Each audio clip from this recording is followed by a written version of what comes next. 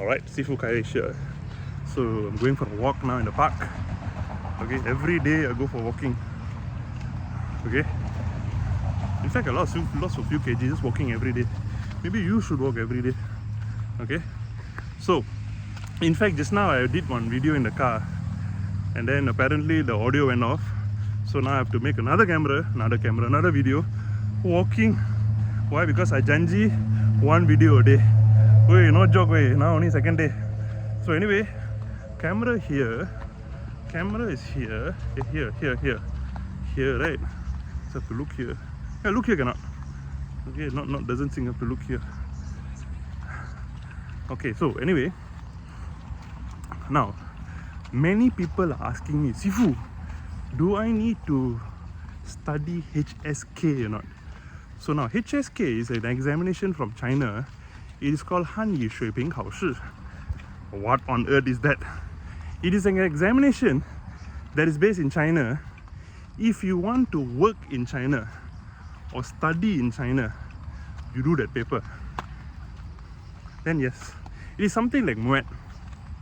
Okay, MUET is MUET. Alright, it's a Malaysian University English test. That means if you want to study in a university in Malaysia, then you do this paper. Or study in a university in Malaysia, you do this paper. So a lot of heroes in Malaysia, you want to do this HSK examination, but you don't know what is the purpose of the examination. Why are you laughing? All okay. Okay. I'm panting. Okay. So now why do you have to do this paper? Okay, now I'm going to talk about two factors. The first factor is you are doing this examination for what? Okay. Wait, let me sit down. I'm panting.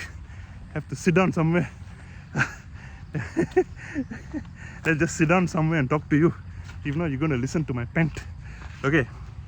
Now much better. Okay. So now, you want to study HSK examinations. Why? Because you want the certificate, correct? I'm telling you that certificate is a waste of time. Huh? What do you mean by wasting time? Because you are doing the purpose of doing this examination because you want a certificate that you or maybe your children can speak fluent Mandarin, correct? But I'm telling you now, let's say for example, we're in Malaysia, we can speak English, we can speak Bahasa Melayu, some of us can speak Tamil, Indians can speak Tamil.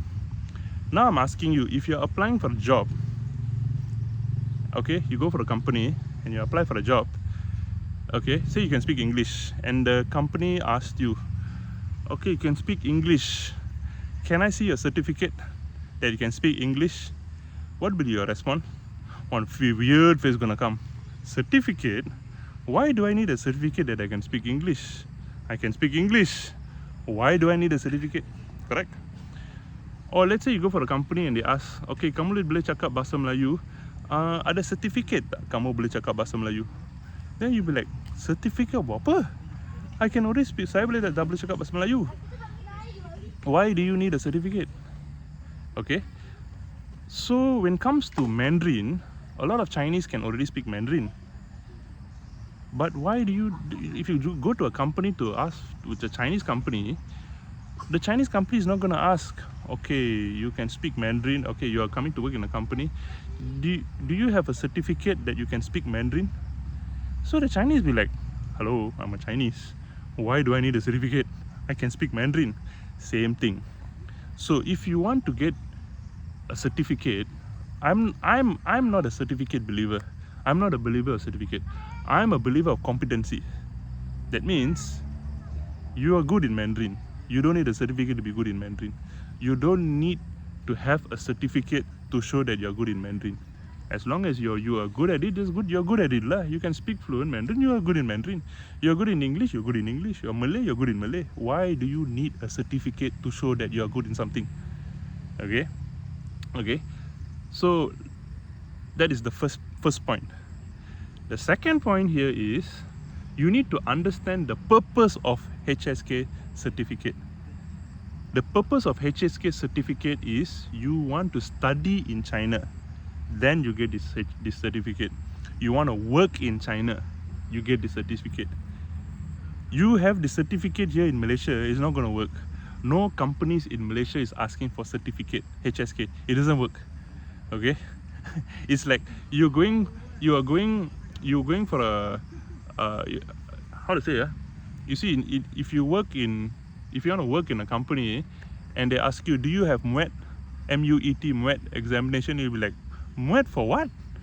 If you want to study in a university in Malaysia, then you do MUET lah. If you go foreign university, you do what, TESOL or TOEFL. Some university, some examination, English examination to do to study in the UK, then you do this examination. Same thing goes to HSK. So HSK is if you want to study in China or work in China, then you do this examination. Okay. So this is the first thing. Then the second thing here is this motorbike are very noisy. Okay, so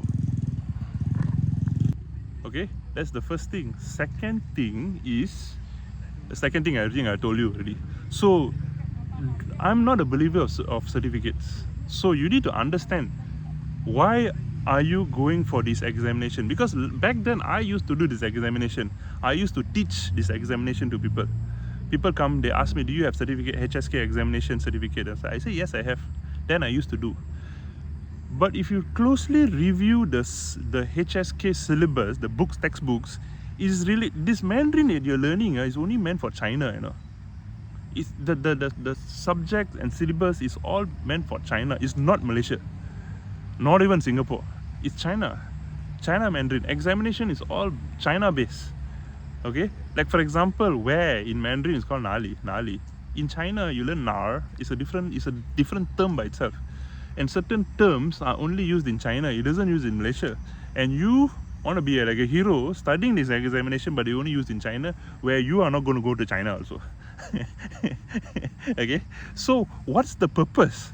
Okay, that's the first one. Number two, if you want to study, okay, say you say Sifu, I still want to study HSK. Okay, fine, no problem. But entry point to a university in China, or you want to work in China, is HSK 5. Okay, we have HSK 6, right? HSK 1, 2, 3, 4, 5, 6, right? You got HSK 1, it doesn't mean anything. You got HSK 2, it doesn't mean anything. HSK 3, no meaning at all. You work hard, you got a certificate. Maybe for you to feel good lah, you have a certificate, that's all. HSK 4, it doesn't mean anything. HSK 5, yes, there is a meaning. But do you know how hard HSK 5 is or not? Because HSK 1, HSK 2, there's no writing. HSK 3, there's writing, a little bit of writing. HSK 4 and HSK 5 involves a lot of writing. So you need at least a few years to study, learn writing. And you know, writing is the toughest. If you want to learn Mandarin, writing is the toughest actually, because every character you need to write at least 20-30 times or 50 times. You got to be good in writing. So if you, so the requirements to even study HSK 5 is a lot of writing, a lot of thinking, a lot of you need to analyze it. It's not just learning Mandarin and then speaking. You know, there's a lot of thinking and understanding of the context in HSK 5. It is like Form 2, Form 3 Mandarin. That one also cannot. So if you want to at least reach HSK 5, you need at least 3 years, at least 3 to 4 years, okay, to start to get to HSK 5. Are you willing to go through 3 to 4 years to go to HSK 5? And if you reach HSK 5, what is the purpose of you reaching HSK 5? If you are doing HSK 5, if your purpose is to do HSK examinations for you to feel good because you have a certificate for yourself, then do the paper. By all means, go and do the paper. But for me, I wouldn't want to waste my time going for HSK. I rather master the language myself. I rather just learn the language, become good at it, and then you rely on yourself. I feel I am the certificate instead of I'm relying on a piece of paper for my own competency. I can speak Mandarin for myself is good enough already. Okay, that's the first one. Okay, that is competency. And that's why I tell all my students, you don't really need a piece of paper to show that you're good. If you're good, you're good. You don't need a piece of paper to tell you're good. But I'm not against certification. Let's say, for example, if you are studying teacher training, you need a certificate. Go, you need a certificate. Okay, or you're doing architecture or nursing or doctors, these kind of professions, you need a certificate.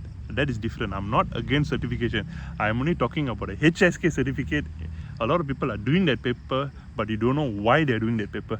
They just feel great they have a certificate. But you don't know the purpose behind the certificate. So you need to know your purpose before in going in that direction and learning about it. So I believe this video will give you a better insight on studying HSK certificate. Okay, so don't waste your time. If I were you, don't waste your time going for the certificate. In fact, I give certificate to my students, but I tell all my students, please don't rely on certificate. You must be the certificate. You must be good. That means without certificate, you can still go wherever you want. Then yes, because if your certificate go missing, how? Somebody tear your certificate, how? Okay, then you're gone lah, because gone. Oh, I have an e-copy of my certificate. Hey, come on lah, eh. Okay, you be the certificate. You be the certificate. Let you speak louder than that piece of paper. I'm talking about only HSK. Certain jobs require your own certifications. That's a different thing. All right. In Mandarin competency, let you become the competent person. 谢谢。